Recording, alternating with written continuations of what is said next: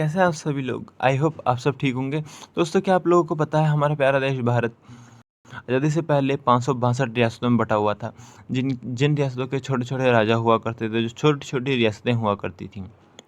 जैसे उत्तराखंड का टिहरी गढ़वाल और जम्मू कश्मीर में जम्मू एंड कश्मीर और उत्तर प्रदेश में रामपुर, राजस्थान की जैसे अलग-अलग बहुत छोटी-छोटी रियासतें थीं। दोस्तों, इन छोटी-छोटी रियासतों के अलग-अलग राजा हुआ करते थे, जिन्हें आज राजपूत कहा जाता है। तो दोस्तों, प्राचीन काल से ही राजपूत भारत के राजा थे और ये राजाओं के ही पुत्र थे।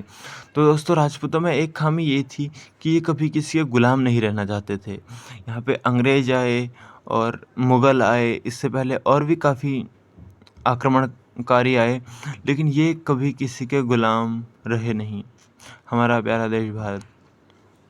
तो ये अगर कोई इनसे समझौता भी करता था, तो इस समझौते के लिए सरासर मना कर देते, क्योंकि ये किसी भी को अपनी रियासतें देना नहीं चाहते थे।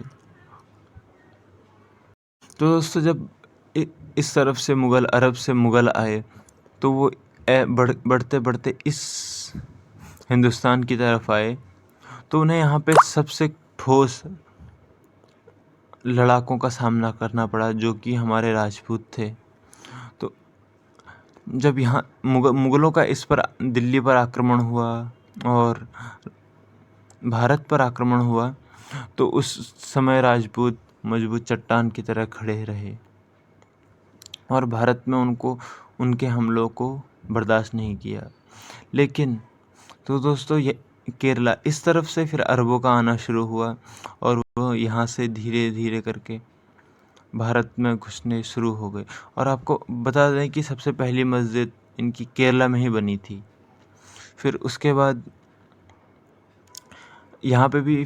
बाद यहाँ इस तरफ मराठों का ज़ोर हुआ, तो उन्होंने इस तरफ से भी मुग़लों का आक्रमण को रोका।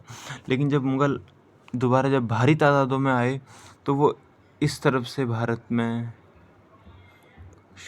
आना शुरू हुए और कई लड़ाइयाँ लड़ी गई, जैसे पानीपत की और हल्दी घाटी, और इस तरफ से मुग़लों का आना। लेकिन इस पूरे एरिया में क्षत्रिय राजपूतों का राज था।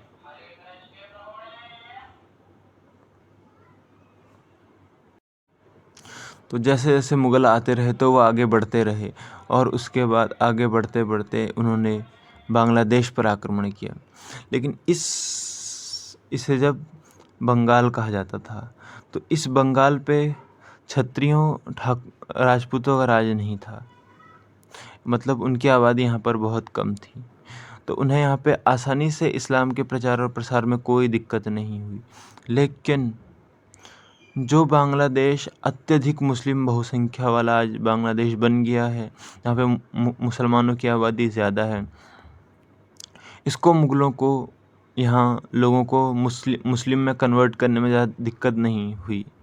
दिक्कत उन्हें उठानी पड़ी इन जगहों पे, जैसे राजस्थान, हरियाणा, उत्तराखंड, हिमाचल प्रदेश, जम्मू कश्मीर, पंजाब और मध्य प्रदेश, गुजरात, महाराष्ट्र। इन जगहों पर इसलिए करनी पड़ेगी क्योंकि यहाँ पर राजपूतों का ज़ोर बहुत ज़्यादा था और वो बड़ी भारी संख्या में यहाँ पे राजपूत थे और जिन्हें कन्वर्ट करना इतना आसान नहीं था। तो ये एरिया ऐसा एरिया रहा इन 4-5 राज्यों में, जहाँ पे मुग़लों को इस्लाम के प्रसार करने में बहुत बड़ी दिक्कत उठानी पड़ी और वो इन चीज़ों में नाकाम रहे। दोस्तों, क्या अगर आपको पता है, अगर ये राजपूत नहीं होते, तो आज जैसा ही बांग्लादेश है, ऐसे ही हमारा भारत भी होता। और बाकी आपको क्या लगता है? आपकी राय हम कमेंट बॉक्स में ज़रूर देखेंगे। Thank you.